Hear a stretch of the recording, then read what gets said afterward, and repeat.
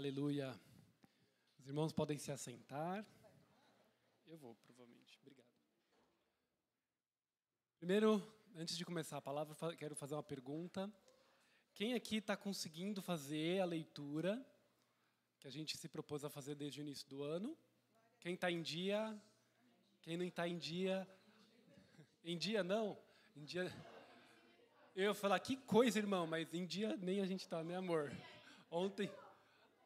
Aleluia. Hoje eu não vi ainda. A Helena também está. Glória a Deus. Eu não li, a gente não leu ontem, um dia corrido, mas a gente... Irmãos, tem um negócio, não sei se vocês já perceberam, que é magnífico na nossa vida, que se chama aplicativo da Bíblia, que faz a leitura para a gente. E... Sabe aquele dia que você está apertado, você fala, eu não consigo parar para ler, eu estou no trânsito, não tem problema, você põe o aplicativo, dá o play e o cara lê para você, é magnífico. Então, os dias que a gente está um pouco atrasado na leitura, a gente precisa pegar mais versículos, né? mais capítulos, a gente põe lá o play, vai ouvindo e ajuda a gente a se manter em dia, né? Então, os irmãos que estão atrasados, aproveita amanhã, segunda-feira, de manhã, enquanto vai para o trabalho no carro, ou enquanto lava a louça do café da manhã, não sei como é a tua rotina, dá o play lá e para que você cumpra aí, né, esse tempo de leitura da palavra, de contemplação da palavra, para estarmos juntos nisso, porque isso pode ser profundamente abençoador. Eu digo isso, pode ser não, vai ser com certeza, né? Eu digo isso porque essa semana eu e a Jéssica temos o hábito de ler juntos, né? E a gente às vezes a leitura desse capítulo vai durar 5 minutinhos, fica meia hora, porque a gente lê um pouquinho. Você ouviu isso? Olha o que ele disse aqui. Aí vai, né? Aí isso aconteceu durante essa semana, a gente estava lendo, e aí num determinado momento eu parei a leitura, eu falei, você percebeu isso? Ela, isso dá uma boa pregação. Eu, boa, deixa eu anotar. Né? E aí é gostoso porque agora todos nós lemos os textos que eu vou utilizar hoje, né? Então eu vou os textos base, se você quiser anotar, os textos principais da pregação de hoje é Gênesis 35. Mesmo? Peraí. 25, desculpa. Não, é 35 mesmo. Gênesis 30, eu anotei errado aqui. Gênesis 35 e Atos 10. Se você quiser anotar, são os textos base de hoje, né? Eu vou ler alguns outros, mas esses são os textos base.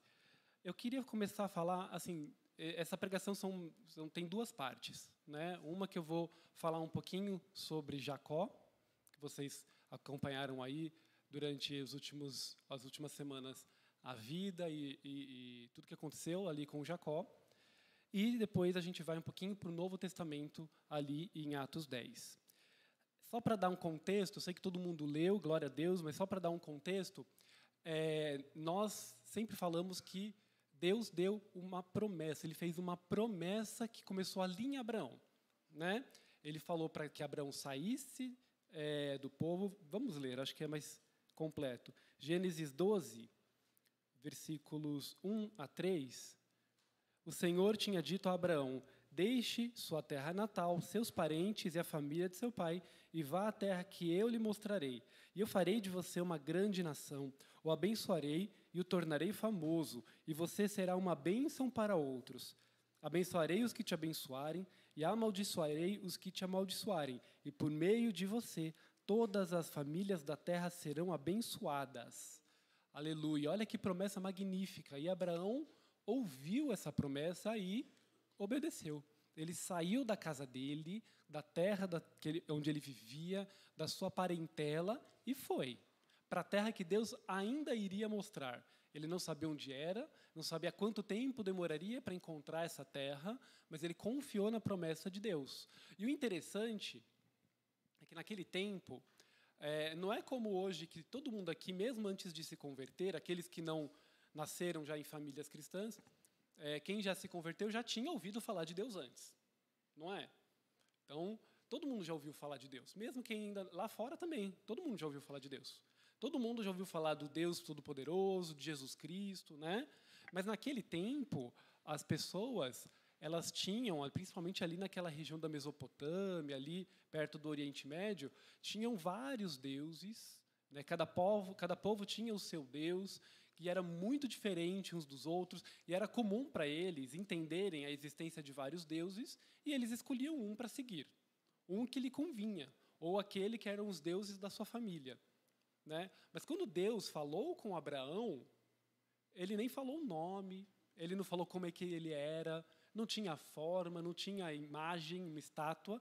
Deus, que não revelou ali o seu nome, nem tinha imagem, ao contrário das imagens de barro e de pedra e de madeira que os outros povos tinham, falou com Abraão e ele creu. Foi um ato de fé gigantesco, né? Um Deus que não tinha forma, que não tinha nome, falou com ele que ele ia fazer uma coisa no futuro. Só sai e vai que eu vou te mostrar o que eu vou fazer ainda, né? Ou seja, contra toda a razão, contra toda a segurança, contra, de repente, até o que as pessoas iam dizer dele, inclusive a sua família, ele foi. Por isso que a gente diz que Abraão é o pai da fé. A palavra diz que ele é um dos heróis da fé. Ele creu e isso lhe foi imputado por justiça. Ele foi justificado pela fé no que Deus falou, né? E aí a gente segue a vida de Abraão. Abraão tem ali a promessa de que ele teria, a partir dele, haveria muitas famílias, muitas nações, mas ele não tinha filhos. E aí Deus prometeu para ele que lhe daria um filho por meio de sua esposa Sarai. E ele teve, né? Teve alguns percalços ali no meio do caminho. A Sarai tentou dar um jeitinho ali, né? Veio Ismael, mas aí veio Isaque, o filho da promessa, aquele que Deus tinha prometido. E eu imagino que Abraão tenha ficado muito contente, muito feliz. Sara também, tão contente, tão feliz, que riu. Inclusive, Isaque significa riso, né? Porque quando Sara ouviu que iria ter um filho, ela riu, né? E aí, então, Isaque veio, nasceu e foi crescendo, né? E aí, quando a gente chega em Gênesis 22, nós lemos assim: algum tempo depois, Deus pôs Abraão à prova. Abraão, Deus chamou. Sim, respondeu Abraão, aqui estou.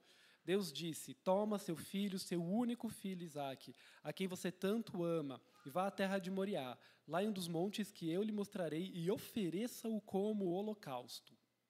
Né? Um texto muito conhecido. Deus pediu para que Abraão sacrificasse o seu filho no altar, derramasse o seu sangue no altar.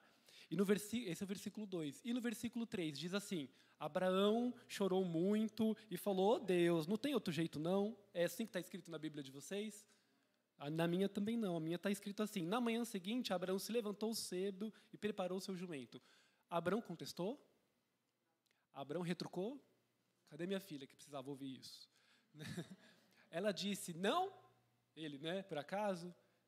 Não, ele simplesmente acordou cedinho no dia seguinte, levantou e preparou seu jumento.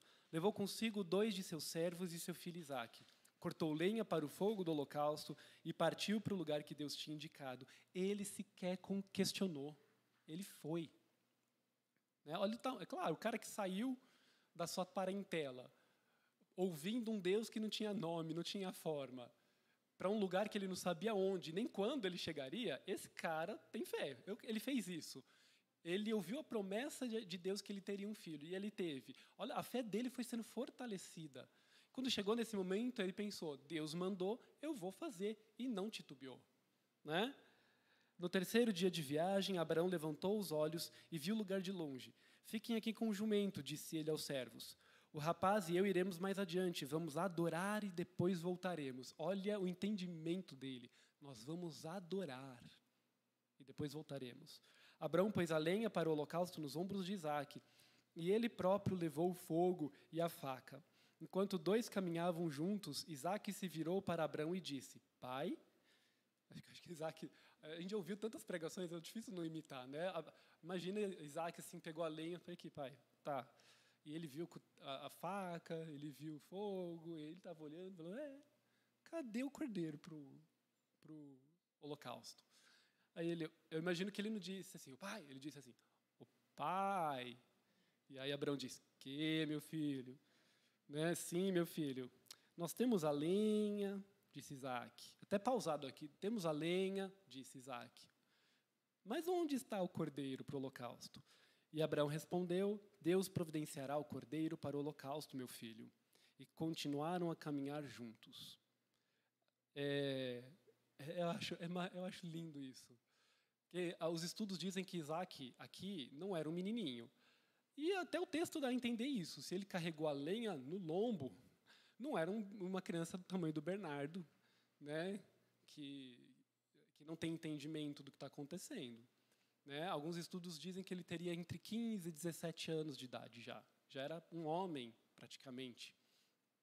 E quando Abraão disse, Deus providenciará, Isaac teve o mesmo comportamento que ele tinha aprendido com o seu pai. Ele não retrucou, ele não titubeou. E o restante do versículo diz: e continuaram a caminhar juntos.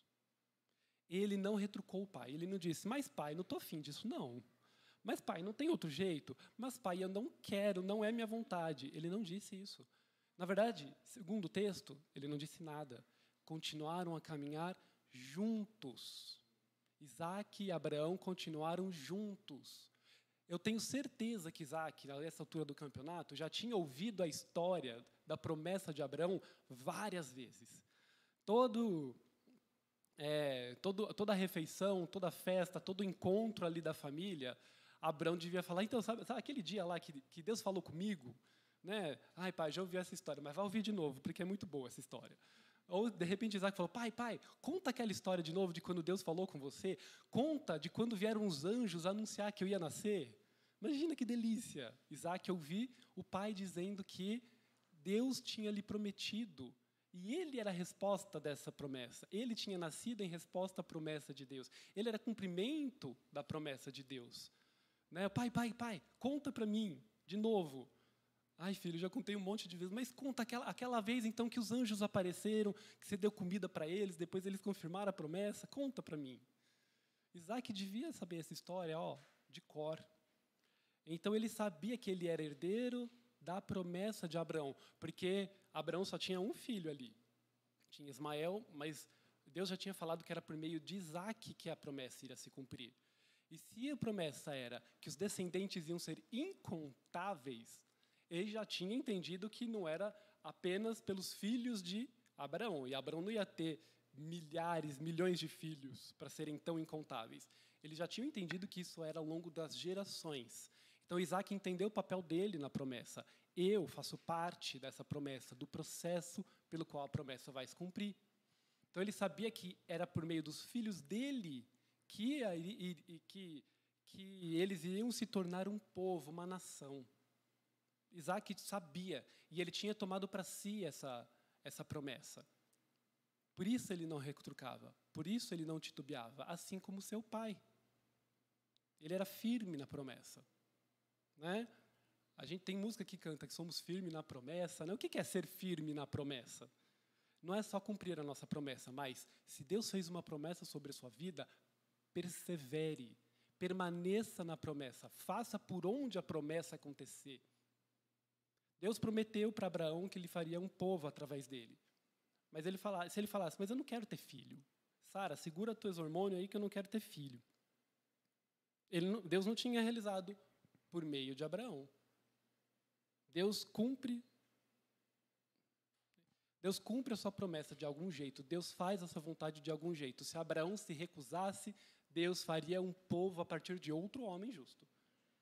Né? Porque Deus é soberano, Ele cumpre a sua vontade. Mas Abraão se colocou no lugar dele para que a promessa pudesse se cumprir. Isaac se colocou no lugar dele para que a promessa pudesse se cumprir. Amém? E aí, a gente tem ali o restante de Gênesis 22, que os irmãos leram aí na semana passada. Né? Deus, na hora que Abraão foi matar o seu filho, Deus interveio e falou: não faça isso. Ele olhou para o lado e viu ali um cordeirinho. E aí ele pegou, desamarrou o filho, que estava amarrado já sobre a pedra para ser sacrificado, colocou lá o cordeiro e ali sacrificou o cordeiro. E voltaram os dois juntos para casa, firmes na promessa. crentes de que Deus cumpriria a sua promessa. Então, nós temos aqui em Abraão e Isaac muita fé e muita perseverança, muita firmeza nas coisas de Deus.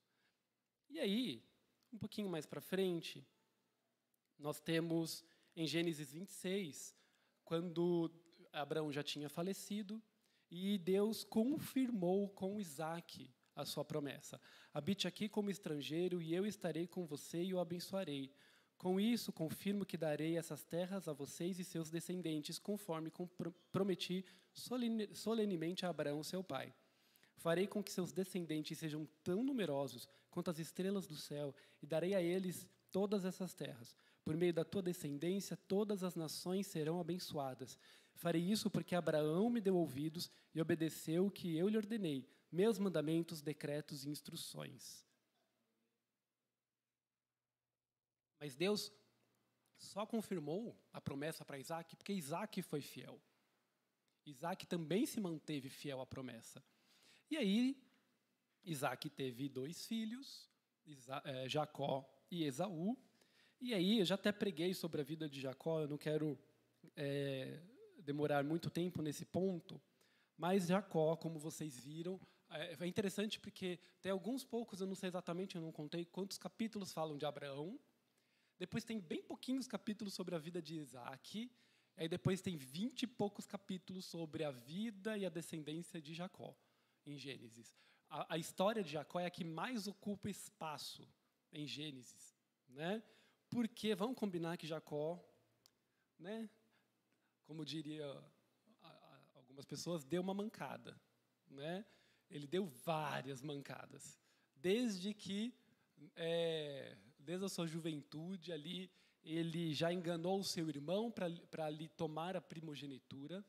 E engraçado que quando Jacó nasceu, antes de nascer, na verdade, eles se agitavam muito, os irmãos, no ventre de sua mãe, e Deus falou com ela, eles se agitam muito porque dentro de você há 2 nações, e o mais velho servirá ao mais novo. Ou seja, a mãe, e provavelmente ela contou isso para o marido, já sabiam o que ia rolar ali. Que Deus já tinha dito, vão ser 2, vai ter o mais velho, que nasce primeiro, o mais novinho, que nasceu segundos, minutos depois, mas o mais velho servirá ao mais novo. Né? E eles vão brigar, eles vão batalhar durante a vida. E essas nações vão guerrear, né? As nações que virão deles. Já tinha dito. Então, Deus ia fazer isso. Deus já tinha um plano. Mas aí o povo dá o seu jeitinho. Jacó falou, opa, se ele vai me servir, então eu tenho que dar um jeitinho aí. Isso não é diferente de se colocar na posição para cumprir a vontade de Deus. É diferente de você tentar dar um jeitinho. Porque dar um jeitinho normalmente envolve pecado. Certo? Porque se você fazer as coisas direitinho, sem pecar, Deus vai te abençoando e vai cumprindo a tua vontade. Agora, quando a gente escolhe dar um jeitinho, normalmente isso vai envolver algum nível de pecado. E Jacó, primeiro, mentiu e enganou. Mentiu ali ainda não, mas ele enganou. Ele persuadiu o irmão, aproveitou do momento de fragilidade, de fome do irmão, para lhe tomar a primogenitura, ali no episódio em que ele troca a primogenitura por um prato de lentilhas. Depois, com o auxílio da mãe, quando Isaac já era mais velhinho e já tinha sua visão prejudicada, aí sim ele mentiu, usurpou, fez falsidade ideológica, fingiu que era o irmão para poder receber a bênção que seria do primogênito. Né? Vocês leram ali que ele forjou, ele pegou pele de animal para fingir que era peludo. A mãe preparou uma caça e ele disse, eu sou Esaú e eu preparei essa caça que eu acabei de caçar. Ele mentiu para enganar o pai e receber uma bênção que ele entendia que era do irmão, mas ele que tinha que receber. Ele tentou dar um jeitinho, ele usurpou, ele roubou, ele mentiu. Ele fez vários níveis de pecado. Tanto que depois fugiu, né? Porque é assim que funciona o pecado. Você se sente envergonhado. Você sabe que fez uma coisa errada e que o salário do pecado é a morte. Então, ele devia morrer pelas mãos do irmão. Então, ele fugiu, correndo, deixou tudo para trás, deixou a mãe, deixou o pai, deixou toda a herança que ele podia receber do pai. Ele teve que largar tudo, porque ele pecou. E assim é a vida no pecado. Às vezes a gente perde tudo. Às vezes a gente tem que abrir mão pela vergonha, ou ele é tomado. Até porque, quais as opções dele? Ficar e morrer, ou fugir. Mas é assim o pecado, você perde tudo ou perde a vida. Né? Então ele sabia disso, e ele saiu correndo e foi embora, fugiu. E aí, ele também provou do próprio veneno. Né? A gente viu ali a relação dele com Labão, né, o seu sogro, foi enganado, né, recebeu ali uma esposa pela outra, depois teve que trabalhar mais 7 anos, depois, quando foi combinado ali, já tinha pago os 14 anos pelas esposas, ele ficou mais um tempo ali trabalhando, então era justo que ele recebesse um salário. Labão ficava trocando o salário, foi enganando, foi enganando, foi enganando, ele provou do próprio veneno, e isso foi trabalhando o caráter dele. Ele foi vendo a mão de Deus, ele foi vendo que fazendo as coisas direitinho, Deus ia abençoando ele. Porque quando ele começou a trabalhar para Labão, ele parece que tomou rumo, ele trabalhou direitinho.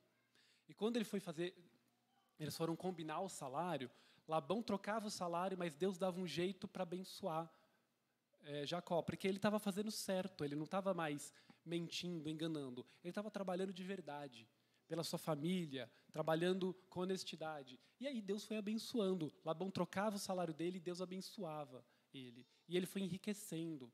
Então ele foi aprendendo que fazer as coisas certas é como a lei da semeadura. Você faz a coisa certa, você semeia a semente certa, no lugar certo, você vai colher. Mas é Deus que rega, é Deus que traz a luz. Né? A gente faz a nossa parte com honestidade, mas a gente ainda está na dependência de Deus para trazer a água, para trazer a luz, para fazer aquilo crescer, florescer e frutificar. E ele foi entendendo essa dinâmica de obediência, de servidão. Ele serviu pacientemente a Labão, que era um homem justo. Imagina ele servindo a Deus, que é justo. E ele foi aprendendo isso. Né? E ele foi aprendendo isso. Quando chegou o tempo dele sair dali, e aí Deus mandou ele voltar para sua terra. Mas lá está Esaú, cheio de raiva. Imagina, 20 anos curtindo a raiva ali. Aquele ódio, ele vai me matar. Certeza que ele vai me matar, mas Deus falou, vai. E o que ele fez? Ele foi. Opa, acho que ele tinha aprendido alguma coisa. Né? Ele foi. Ele sabia que ele podia morrer. Né? Se Esaú quisesse cumprir a promessa dele de matar o irmão, ele podia fazer isso. Ele sabia disso. Mas ele escolheu ir mesmo assim. E ele foi quebrantado ali. Ele teve um encontro no deserto com Deus. Né? Ele lutou com Deus. Ele foi quebrantado. Teve o seu corpo tocado. Né? E ficou manco para o resto da vida. Ele teve um crescimento ali. Ele foi quebrantado, ele foi marcado por Deus, quebrado, humilhado, mas foi liberto da morte. Quando ele chegou lá, Esaú não matou ele, pelo contrário, falou, meu irmão, Deus moveu o coração e removeu a ira, o ódio. E Esaú se alegrou em ver o irmão. E qual era o posicionamento dele? Ele falava, o Senhor, eu vim lhe servir, você é o meu Senhor. Ele se colocou, inclusive, num lugar de irmão mais novo. Ele tinha roubado a primogenitura, mas ele chamava Esaú de meu senhor. Né? Ele se colocou nesse lugar de humilde, de servo. Ele roubou a primogenitura, mas ele entendeu na ordem qual que era o lugar dele. Né? Até porque a promessa de Deus se cumpriu por meio dele. Mas a bênção da primogenitura ficou com Esaú mesmo. Esaú ficou com toda a herança. Ele foi embora correndo, com uma mão na frente, outra atrás, e Esaú ficou com tudo. E Deus enriqueceu ele de outra forma. Ele não ficou com a herança do pai. Quem ficou com a herança do pai foi Esaú. Que essa era a lei da primogenitura naquele tempo. Né? Mas a promessa veio por meio dele, porque ele aprendeu e se colocou neste lugar. Né? E se colocou neste lugar. Porém, Deus ainda não tinha confirmado a promessa com ele. Vocês repararam isso? Deus ainda não tinha falado com Jacó, a promessa do teu pai, do teu avô, eu vou confirmar ela para a sua vida. Ainda não. Enquanto ele estava fazendo coisas erradas, ele tinha ouvido falar, provavelmente, da promessa que Deus tinha feito a Abraão e a Isaac. Mas Deus não tinha ali ainda confirmado com ele a promessa. Porque ele precisava ter esse passo de fé. Sem fé é impossível agradar a Deus. Sem fé a gente não recebe o cumprimento das promessas de Deus. Né? E aí, em Gênesis 25, deixa eu ler o trechinho aqui. Abraão, é 25? Deixa eu ver onde que é. É 35, falei que eu ia confundir. Eu anotei errado aqui. Gênesis 35. Retorno de Jacó a Betel. Isso foi um tempo depois já, né? Jacó já tinha voltado para Canaã, já tinha voltado ali, estava habitando numa região próxima do irmão. E aí já tinha tido seus filhos, né? Deus já tinha dado aí os seus filhos por meio das esposas, das concubinas, tinha aquela turma toda, aquele time de futebol mais com um reserva, né? Deus já tinha dado ali 12 filhos para Jacó. E aí Deus disse a Jacó: apronte-se, mude para Betel e se estabeleça ali. Ao chegar, construam um altar para o Deus que lhe apareceu quando você estava fugindo de seu irmão Esaú. Jacó disse a essa família e a todos que estavam com ele: joguem fora todos os ídolos pagãos, purifiquem-se e vistam roupas limpas. Vamos a Betel, onde construirei um altar para o Deus que respondeu às minhas orações quando eu estava angustiado e tem estado comigo por onde ando. E então entregaram a Jacó todos os ídolos pagãos e as argolas que usavam nas orelhas, e ele os enterrou ao pé da grande árvore perto de Siquém. Quando partiram, o terror de Deus se espalhou de tal forma entre os moradores das cidades próximas que ninguém atacou a família de Jacó. Por fim, Jacó e todos que estavam com ele chegaram à Luz, também chamada de Betel, em Canaã. Jacó construiu um altar ali e chamou o lugar de El-Betel, pois Deus lhe havia aparecido em Betel quando estava fugido de seu irmão. Onde mais? Aqui. E no 11, Deus também lhe disse: eu sou Deus Todo-Poderoso, seja fértil e multiplique-se. Você se tornará uma grande nação, até mesmo muitas nações. Haverá reis entre os seus descendentes. Eu lhe darei a terra que dei a Abraão e Isaque. Sim, eu darei a você os seus descendentes. Em seguida, Deus se elevou do lugar onde havia falado a Jacó. Jacó levantou uma coluna de pedra para marcar o lugar onde Deus lhe havia falado. Depois derramou vinho sobre a coluna como oferta a Deus e a ungiu com azeite de oliva. Chamou o lugar de Betel, pois ali Deus lhe havia falado. Então, o que a gente enxerga aqui? Jacó, ele já tinha tido vários filhos. Aqui, esses filhos já eram mais velhos, inclusive. Até porque, quando o 12º nasceu, o primeiro já devia ter uma boa idade, né? Só Lia deu 7 filhos para ele. Não foi de uma hora para outra, né? Foram pelo menos uma década aí, né? Dando filho para o homem. Então, aqueles filhos já tinham certa idade. Isso foi só aqui que Jacó teve um posicionamento. Ele tinha ouvido Deus, ele tinha saído do lugar, mas aqui ele falou: deu, acabou. Pega todos os ídolos, junta tudo e vamos lançar fora. Todas as marcas no corpo de vocês, a adoração a esses ídolos, né, os anéis, as argolas, tudo que simboliza a adoração a esses outros deuses, esses outros ídolos, deu por aqui. Põe tudo aqui, vou enterrar. Eu vou deixar isso para trás, né? Ou seja, ele também ele entendeu que para aquela promessa se cumprir na vida dele, os filhos dele precisariam estar purificados. Como é que Deus ia transformar a partir dele uma descendência incontável se os filhos tinham ídolos ainda? Ele entendeu dessa forma e ele falou: eu preciso acabar com isso, senão Deus não conseguiria, né, cumprir a sua promessa por meio da minha vida. Como eu disse, Deus iria fazer um povo, uma nação a partir de outra pessoa. Deus iria cumprir a sua vontade. Mas Jacó falou: ele prometeu para a minha família e na minha família isso vai se cumprir. Então, ele lançou fora todos os ídolos familiares, todos os ídolos que os filhos trouxeram. Imagino que devia estar ali no meio os ídolos que Rebeca tinha roubado do pai, né? Aquelas estátuas, tudo que remetia à idolatria a esses outros deuses. E aquilo se encerrou. E foi só aí que Deus apareceu para ele e confirmou a promessa, como a gente acabou de ler. Vocês separaram? Foi quando Jacó já estava purificado, quebrantado, no lugar de servo, e ele entendeu que ele tinha que ter um posicionamento para receber a promessa. E aí lançou fora os ídolos. Não só dele, dos filhos. Ele se pôs no lugar de sacerdote, de pai, para educar aqueles filhos. E lançou fora os ídolos. Nós, aqui eu acho que quase todo mundo, tirando a Manu, Dani, poucas pessoas que não têm filhos, mas nós que somos pais e mães, nós temos por responsabilidade ensinar os nossos filhos a servir ao único Deus. Né? A gente vê, infelizmente, o comportamento de algumas pessoas que vão na igreja, mas aí os filhos estão em bares, estão em baladas, e ele não pensa assim, eu vou orar pelo meu filho, porque ele está indo lá naquele lugar. Não, tem gente que acha que está tudo bem, tem que curtir mesmo. Deixa curtir a vida. Né? Não, a gente vai na igreja de manhã e à noite está no bar. Não, mas tem que curtir a vida. Ele já fez a parte dele com Deus.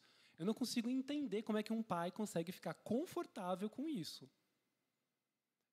De ver os filhos em lugar de perdição. Estou dizendo que a gente não pode sair, que a gente não pode ter momentos agradáveis. Há ambientes em que isso é possível.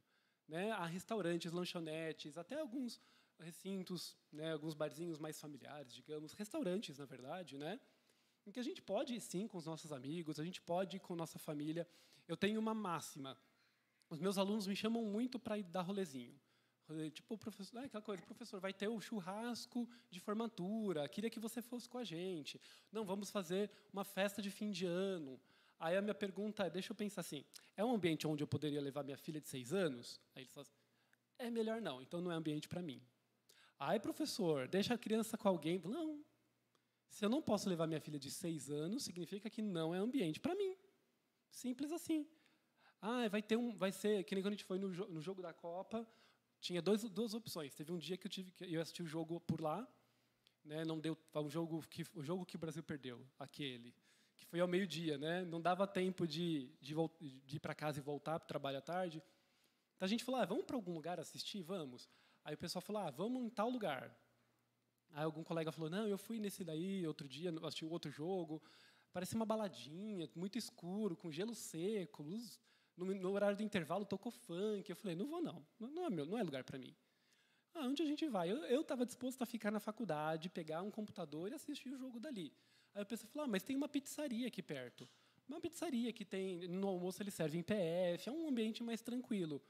E é ao ar livre, tem janelas, é arejado, não é um boteco, é uma pizzaria. Falei, então ali eu posso ir. Chegando lá foi de boa, pessoal tranquilo, sem música alta, só o jogo e a gente gritando. Quem alto estava gritando é a gente. Mas foi um ambiente totalmente tranquilo. Comi arroz com feijão e filé de frango, né? Comi comidinha. Então, ali foi um ambiente para mim. Fui com os meus amigos, torcemos pelo Brasil, foi divertido, até o Brasil perder, aí não foi legal. Mas, tudo bem, há ambientes que a gente possa ir.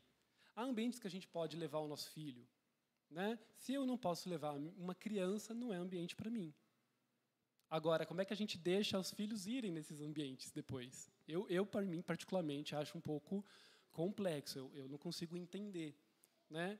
Por quê? Porque a nossa responsabilidade, enquanto aquele filho ou filha está debaixo da nossa tutela, é nossa responsabilidade zelar pelo crescimento não só físico, como espiritual dos nossos filhos. Eu preciso zelar para que quando a Elisa crescer e se tornar uma adulta e tomar as decisões por si, ela vai ter base suficiente para tomar as melhores decisões. Isso inclui boa alimentação, sono, rotina. Isso inclui bons estudos para que ela possa escolher uma profissão, mas principalmente isso inclui servir a Deus com espontaneidade, com alegria. Né? Ensina o teu filho no caminho que deve seguir e não se desviará, o que diz a palavra. Né? E Jacó entendeu isso. A promessa não poderia se realizar pelos filhos, com os filhos daquele jeito. No capítulo anterior a esse, no 34, é o texto em que os filhos detonaram uma cidade inteira, mataram todo mundo. Vocês lembram disso? Né? Um homem abusou sexualmente da irmã deles, e eles ficaram tão irados que eles mentiram para aquele homem, dizendo, vamos te aceitar na nossa família se você e a toda a cidade for circuncidada. Aí eles toparam, foram circuncidados, e aí, enquanto eles estavam convalescendo da cirurgia, fracos, os irmãos foram lá, se aproveitaram e mataram todo mundo, passaram a espada, derramaram sangue. Eles mentiram, enganaram, eles não tinham a intenção de receber aquele cara para sua família. Eles usaram de uma artimanha, mentira. Aprenderam com o pai, imagino, né? Porque o pai também fez isso, né? E Jacó deve ter olhado ali e falado: meu, olha que ponto chegou, os meus filhos, já eram adultos então, né? Os meus filhos mataram uma cidade inteira por pura vingança, por querer fazer justiça com a própria mão. Eles não estão entendendo nada da justiça de Deus. Deus falou que o meu avô Abraão foi a sua fé lhe justificou. A justiça de Deus vem pela fé, não é pela mão, não é pelo sangue. E olha o que os meus filhos estão fazendo. Eu errei. E no versículo seguinte ele fala: a gente precisa cortar esse mal pela raiz. Deixa os ídolos para lá. E a partir de agora vocês adorarão o meu Deus. Porque senão essa promessa não vai se cumprir na nossa vida. Deus não vai fazer de nós uma nação santa com esse comportamento perverso. E ele teve que tomar essa atitude, e ele tomou. E só então, depois de tomar essa atitude, Deus veio com ele e falou: agora eu confirmo a promessa em você.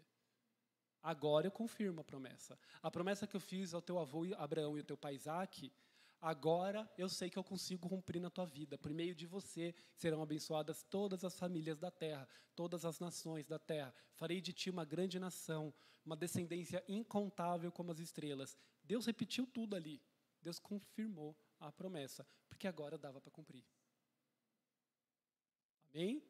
Então, em que momento vocês estão? Em que momento a gente está? Né? Será que a gente está num momento que a gente ainda precisa cortar algumas coisas? Ou será que a gente já está apto a receber a promessa de Deus? A Bíblia é cheia de promessas. Né? Promessas no Antigo Testamento, promessas no Novo Testamento. Tem promessa na Bíblia inteira para as nossas vidas. Agora, será que nós estamos posicionados adequadamente para receber essa promessa? Tenho certeza que Deus quer fazer da minha filha, da minha descendência, digo minha filha, mas agora eu já tenho 2, dos meus filhos, abençoadores de famílias, abençoadores de nações. Agora, se eu não ensiná-los a seguir esse caminho, eles não estariam posicionados para receber a promessa de Deus. Deus faz a promessa e Ele cumpre, mas nós precisamos estar posicionados. Amém? Fim da parte 1. Agora eu vou para a parte 2. Eu ainda tenho 20 minutos. Dá. Porque eu estava... No sábado passado, a gente foi lá para Jacareí, da Igreja do Apóstolo Sandro, e foi muito, muito gostoso. E durante o louvor, os ministros tocaram um louvor que eu até pedi para os ministros aqui ensaiarem para tocar daqui a pouco, porque Deus falou tanto comigo naquele louvor, falou tanto comigo e me lembrou o texto de Atos 10, que eu vou ler com os irmãos agora.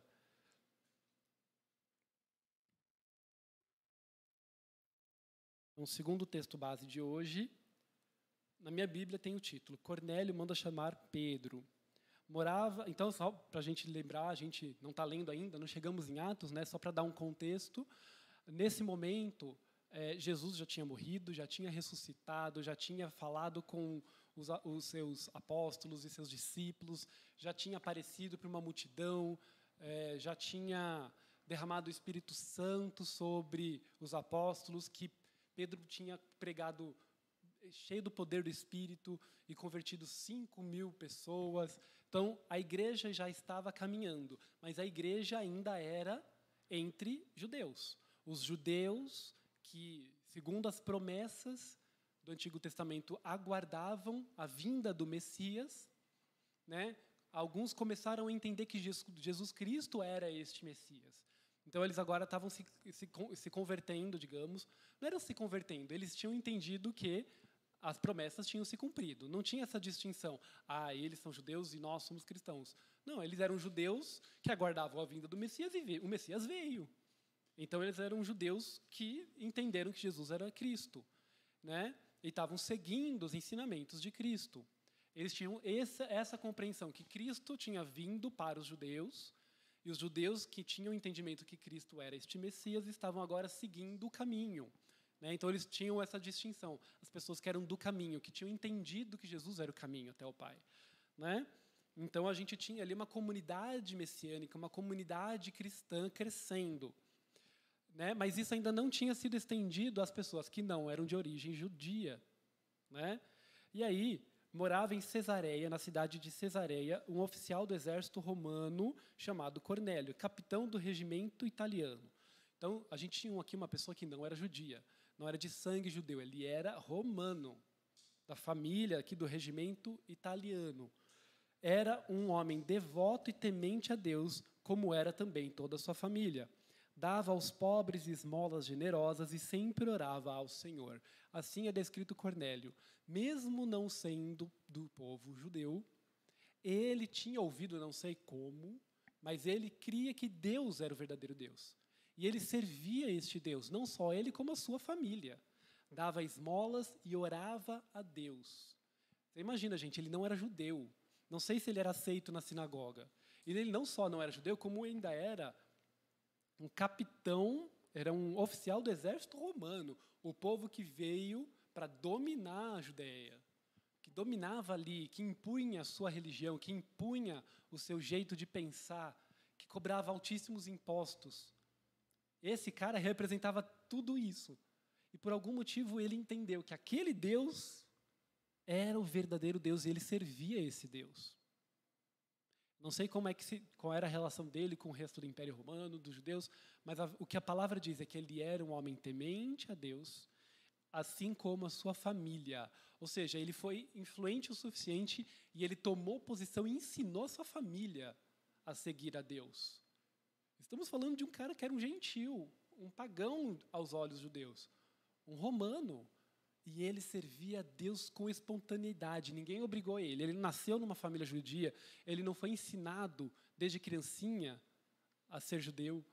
Ele provavelmente escolheu servir a esse Deus. E ele escolheu com tanto amor, com tanto zelo, que ele fez questão de ensinar a sua família. Ele servia a Deus e também a sua família servia a Deus. E ele dava esmolas aos pobres. Ou seja, o rendimento dele, os membros do exército romano, eles eram assalariados, eles recebiam dinheiro, e não era pouco. E ele usava o dinheiro a favor do desfavorecido. E não era o desfavorecido romano, porque ele estava na Judéia. Era o desfavorecido da região. Ou seja, ele usava o dinheiro romano dele para abençoar o judeu pobre, ou estrangeiro que vivia ali. Olha esse cara. Ele estava há muito tempo à frente de Jacó. Jacó precisou de 25 capítulos de Gênesis para se converter. E aqui, em 3 versículos, já apresenta Cornélio temente a Deus. E, no lugar dele, de ensinar a sua família, garantir que a família também temesse a Deus. Né?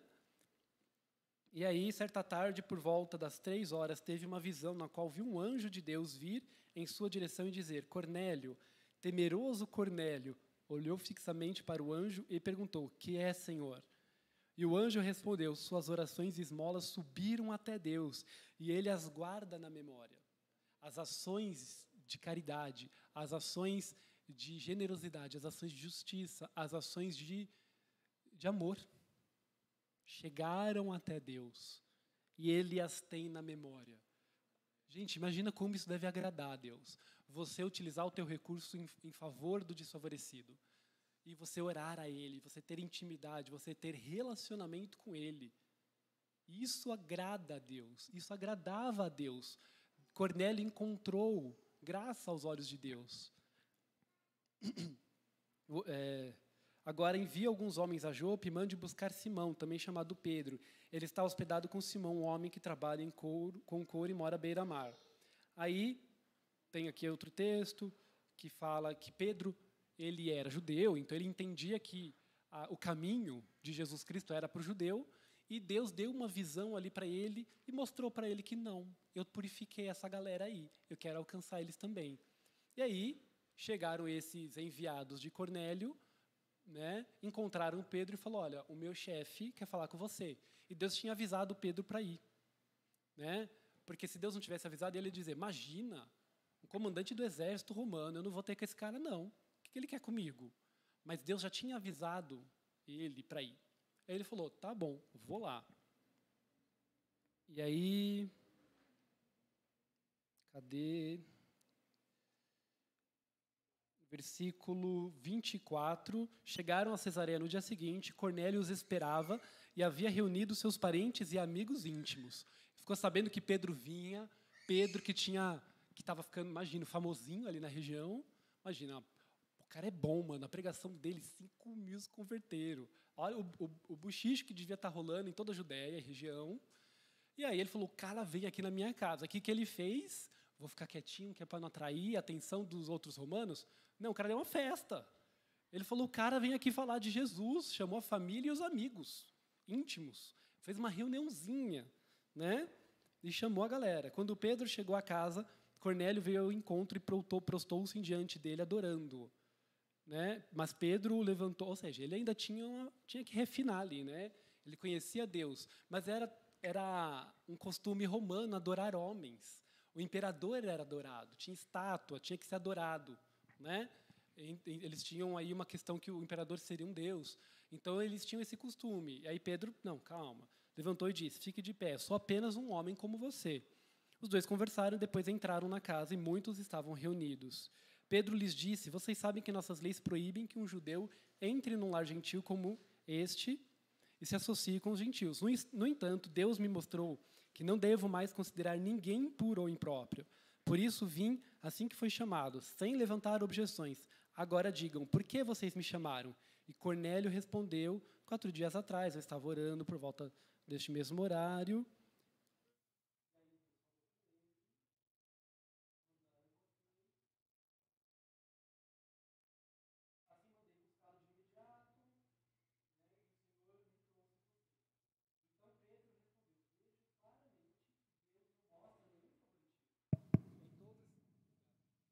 E em todas as nações, ele aceita os que temem e fazem o que é certo. Deus aceita os que o temem e fazem o que é certo. Essa é a mensagem de boas novas para o povo de Israel. A paz com Deus por meio de Jesus Cristo, que é Senhor de todos. Vocês sabem o que aconteceu em toda a Judéia?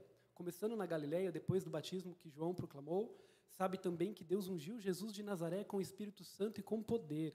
Então Jesus foi por toda parte fazendo bem e curando todos os oprimidos pelo diabo, porque Deus estava com ele. E nós somos testemunhas de tudo que ele fez em toda a Judéia e em Jerusalém, onde o mataram, penduraram numa cruz, mas Deus o ressuscitou no 3º dia e permitiu que ele fosse visto, não por todo o povo, mas por nós que fomos escolhidos por Deus de antemão para sermos suas testemunhas. Nós somos os que comemos e bebemos com ele, depois que ele ressuscitou dos mortos. Ele nos mandou anunciar sua mensagem em toda parte e testemunhar que Deus o designou juiz dos vivos e dos mortos. É a respeito dele que todos os profetas dão testemunho, dizendo que todo o que nele crê receberá o perdão de seus pecados por meio de seu nome. Ou seja, Pedro entendeu ali que por meio da fé de Cornélio, ele se tornava apto a ser cumprimento da promessa de Deus na nova aliança. Na antiga aliança, era baseada na promessa que ele tinha feito a Abraão. Mas aqui na nova aliança, no Novo Testamento, a promessa que nós recebemos é que a gente ia ter salvação por meio da graça em Jesus Cristo. Eles acreditavam que essa promessa era só para o judeu, que era só para aquele filho legítimo, que sempre cumpriu a vontade de Deus. E o que Deus estava falando, não, a minha promessa vai se cumprir por meio da fé. Todo aquele que temer a Deus e fazer o que é certo, cumprir o que é certo, esse vai fazer parte da minha promessa. E Cornélio fazia isso, ele era temente a Deus e fazia o que era certo, o que era bom aos olhos de Deus. Então Deus estendeu a sua promessa para Cornélio, porque Cornélio já estava posicionado. Deus estendeu a promessa que era para o judeu, também para o gentio, aqui representado por Cornélio. Deus estendeu a sua promessa de salvação e vida eterna a nós, que somos gentios de nascimento. Mas, por meio da fé em Jesus Cristo, fomos retificados, fomos purificados e andamos em retidão, tementes a Deus e fazendo o que é certo. Amém? Mas olha que interessante, Cornélio se prostrou para adorá-lo. Ou seja, tem coisa ainda para ajustar. Então, irmão, se você ainda tem coisa para ajustar, não se sinta a pior pessoa do mundo. Não se sinta alguém incapaz de alcançar a graça. Porque a graça não veio para os perfeitos, a graça veio para os imperfeitos. Amém? Jesus não veio para os sãos, mas para os doentes. Então, se você deu uma tropeçada, entenda que a graça ainda é para você. Na verdade, a graça é justamente porque você tropeçou, para que você tenha uma oportunidade de se reconciliar com o Senhor por meio do seu sangue. Então, se você tropeçar de novo, não ache que você não posso mais ir para a igreja. Pelo contrário, tropeçou, aí que você tem que vir mesmo. Estar em comunhão com os irmãos, estar em comunhão com Deus para corrigir. Né? Cornélio também tinha que ser trabalhado ainda. Tinha que tirar um monte de coisa romana da cabeça dele, um monte de dogmas, para que ele pudesse estar ainda mais em retidão de acordo com a vontade de Deus. Ele precisava ler os escritos para entender qual era a boa, perfeita e agradável vontade de Deus. Sem estudar a palavra, sem ler, sem ouvir da palavra, a gente não tem como saber a vontade de Deus, no pormenor. Então, a gente precisa crescer. Não é porque Deus veio e a gente está na graça que isso nos dá direito a nunca mais estudar a palavra, porque é pela graça. Não. A gente precisa continuar aperfeiçoando a nossa salvação. Deus nos chamou para a santidade. Deus nos chamou para a santificação. E é por meio da lavagem pela palavra que a gente se santifica, conhecendo a pura, boa, perfeita e agradável vontade de Deus. Mas a graça se estendeu, a promessa se estendeu para nós. Amém? Aleluia.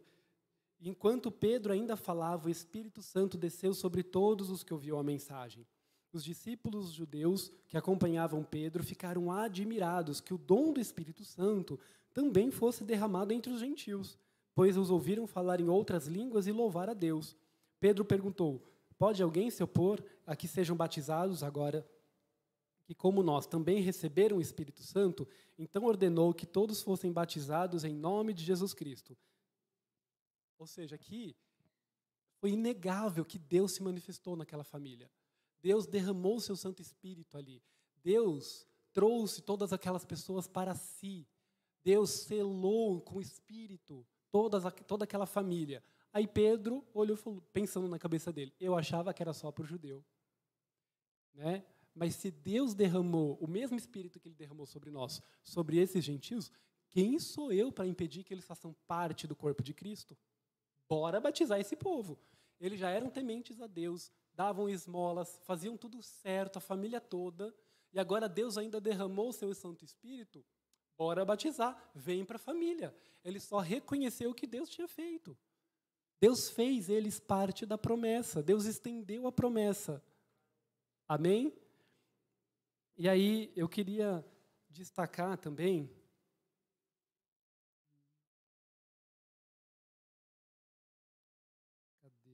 alguns textos aqui. Ele compreendeu que o Senhor era o verdadeiro Deus e foi devoto a Ele, agindo como tal. Era um homem devoto a Deus, como também era sua família, e sempre orava ao Senhor. Quando ele fala desse texto, o que a gente lembra? Ele era devoto ao Senhor.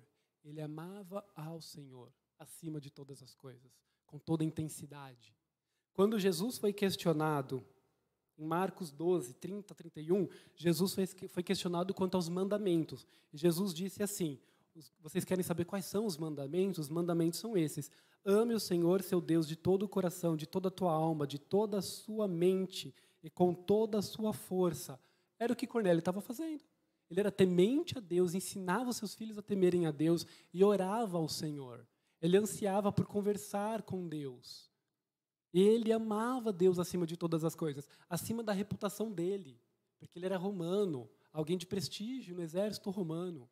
Acima da reputação dele, ele amava Deus. E o que mais que falava ali? Dava aos pobres esmolas generosas. E o que Jesus disse quanto ao segundo mandamento, em Marcos 12, 31? O segundo é igualmente importante: ame seu próximo como a ti mesmo. Nenhum outro mandamento é maior do que esses. Outras versões dizem que desses mandamentos depende toda a lei e os profetas. É por meio das leis e os profetas que nós entendemos a vontade de Deus. Mas é cumprindo esses 2 mandamentos que a gente alcança a vontade de Deus.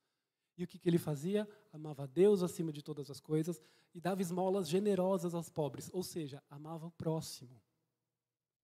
Sem ter recebido essa palavra diretamente, ele já cumpria os mandamentos com espontaneidade, com alegria, porque Deus é inegável. Deus é inegável. Em Romanos 17, 1, 17 e 20 diz: as boas novas revelam como Deus se declara justo, nos declara justos diante dele, o que no começo ao fim é algo que se dá pela fé. Como dizem as Escrituras, o justo viverá pela fé. Assim Deus mostra do céu a sua ira contra todos que são pecadores e perversos, que por sua maldade impedem que a verdade seja conhecida. Sabem a verdade a respeito de Deus, pois ele a tornou evidente. Por meio de tudo que ele fez desde a criação do mundo, podem conhecer claramente seus atributos invisíveis, o seu poder eterno e sua natureza divina. Portanto, não tem desculpa alguma. Algumas versões dizem, portanto, são indesculpáveis. Ou seja, Deus colocou na natureza, na criação toda, a sua essência. Então, mesmo sem Cornélio ter ouvido a palavra de Jesus, ele sabia que Deus era verdade. Por quê? Porque isso é inegável. Você olha para a natureza, você olha para uma criança dando um sorriso, você pensa numa criança sendo gestada. Você olha para uma flor que num dia é uma semente de nada, cresce e vira uma flor que vira um fruto. Gente, como isso é maravilhoso! Se isso não revela a glória de Deus, isso revela a glória de Deus, isso revela a existência e a graça de Deus para conosco. O que esse texto de Romano diz é que ele se manifesta a nós de forma inegável. E Cornélio viu isso. Sem saber, sem ter recebido essa instrução de Jesus, ele já praticava os mandamentos. Ele amava Deus acima de todas as coisas e amava o próximo como a si mesmo. Ele já cumpria. E por isso Deus estendeu a sua promessa para ele.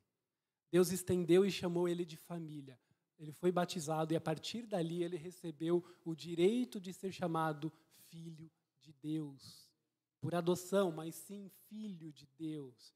Nós também recebemos esse dom. Quando nós aceitamos a Cristo como nosso Senhor e Salvador, nós recebemos essa extensão da promessa. Mas como nós estamos posicionados diante dessa promessa? Estamos posicionados de forma a cumprir a promessa de Deus? Ou será que Deus vai ter que escolher outro? E é isso que me tocou naquele momento. Os irmãos, se puderem, já podem vir se preparar para ministrar o louvor. É um louvor que fala sobre o Espírito Santo, um louvor que fala sobre busca. E aí, enquanto tocava aquele louvor, Deus despertou em mim, naquele momento, uma vontade de adorar, uma vontade de ter comunhão com Deus. Né? Todo mundo aqui sabe que eu amo a natureza, eu trabalho com flores. Né? E eu faço isso não só porque elas são bonitas e porque dá dinheiro, mas porque isso me dá tanto prazer, estar em contato com o que Deus criou. Quando eu olho para uma flor e a sua beleza, o seu cheiro, eu olho e falo, Deus me ama. Quando eu olho lá para fora e vejo um raio de sol, eu vejo que Deus me ama.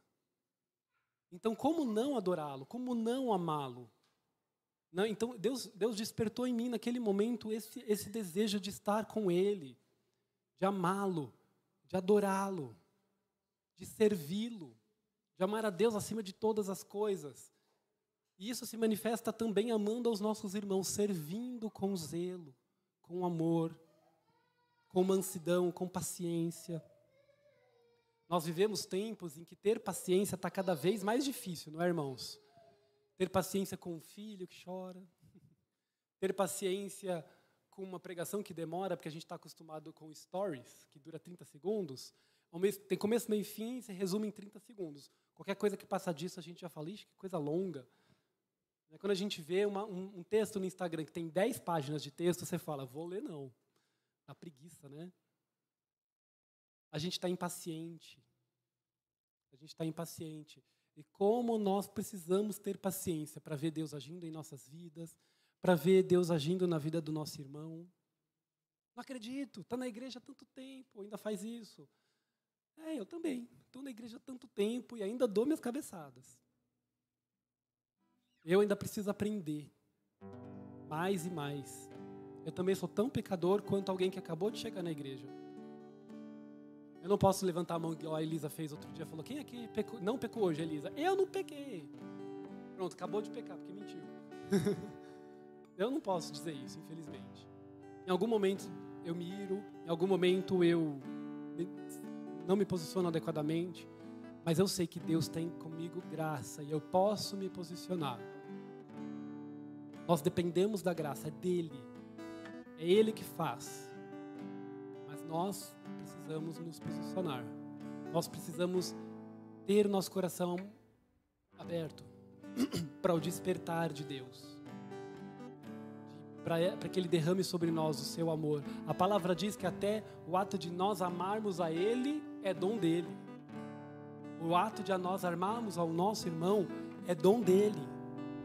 Ele nos ensina a amar o próximo. Ele nos ensina a amá-lo. Nós precisamos estar abertos para aprender. Como a gente vai aprender? Com muita paciência. Sendo lixado.